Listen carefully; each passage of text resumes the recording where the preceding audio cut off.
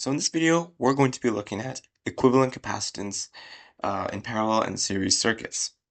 So these circuits basically have capacitors, right? And they can either be in parallel or in series, as the title suggests. So let's start with series. Let's say we have a capacitor circuit that looks something like this. So let's draw this out. Let's have our power source here, and we're going to have something going like this. There we go. And let's say this was capacitor 1, this was capacitor 2.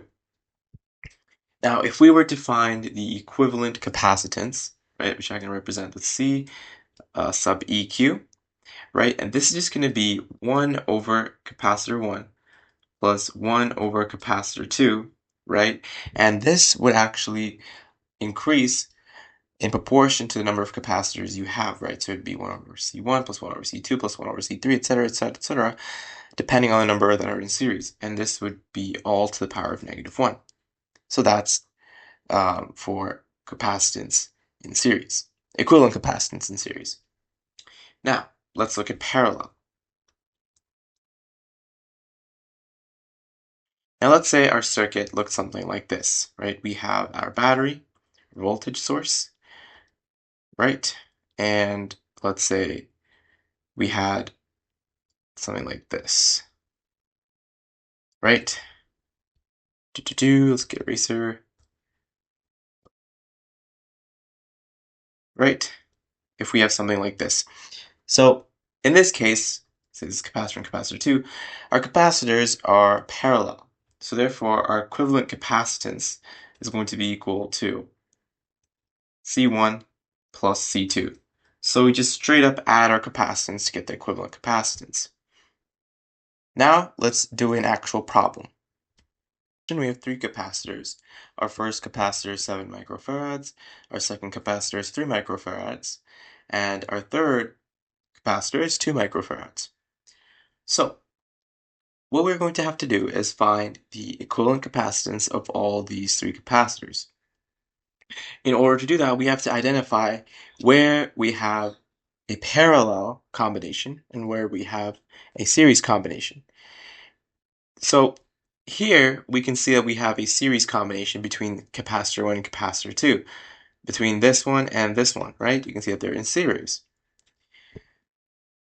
Although here between these two and this one, it's kind of parallel, right? So what we have to do is simplify our circuit. So let's first simplify capacitor 1 and capacitor 2. So let's do that. Let's simplify it. Let's say this was our first diagram. Our second diagram would combine these C1 and C2 together. In order to do that, let's use a formula. So our series formula, remember, it is going to be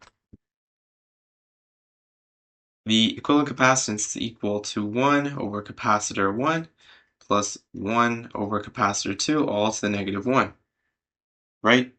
So, remember this continues, since we only have 2 capacitors in series, we just have to do this.